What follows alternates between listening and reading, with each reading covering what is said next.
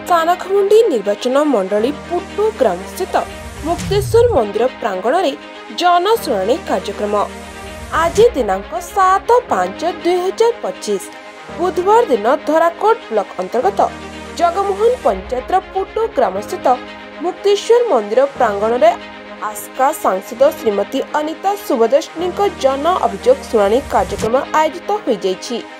एही कार्यक्रम में धराकोट ब्लॉकर तमाम पंचायत 900 ऊर्ध्व लोक निजर समस्या नहीं उपस्थित थिला बेले समस्त समस्यार समाधान पाई मार्ग बाहर कर जाइतिला। मध्यरु 400 अभियोगर तत्क्षणात् प्रतिकर गोष्ठी उन्नयन कार्यालय, जल विभाग एवं खाद्य खाउटी कल्याण विभाग और अन्य विभाग सह जोगाजोग करी समाधान करा जाइतिला।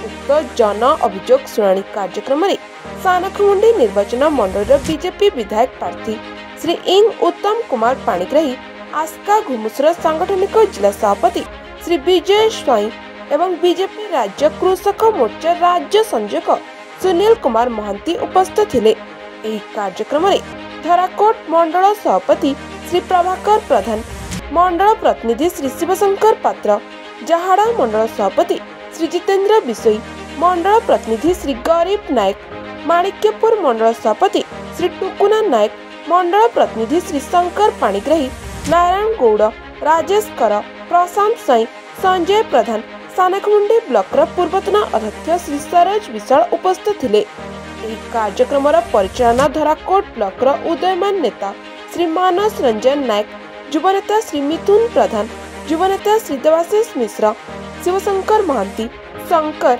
दीपू और आहरी अनेक सक्रिय कर्मी उपस्थित रही परिचालना करथिले। विधायक प्रार्थी श्री उत्तम पाणिग्राही उपस्थित थिबा समस्त अभियोगकारी सह समस्त धराकोट ब्लॉकवासी को सांत्वना दे कहिथिले से व्यक्तिगत भावे समस्तक पाखरे पहुंची समस्तक समस्यार समाधान करिबारे प्रयास करिवे। गंजामरू रंजित कुमार बर्तियांक रिपोर्ट साई सत्य न्यूज।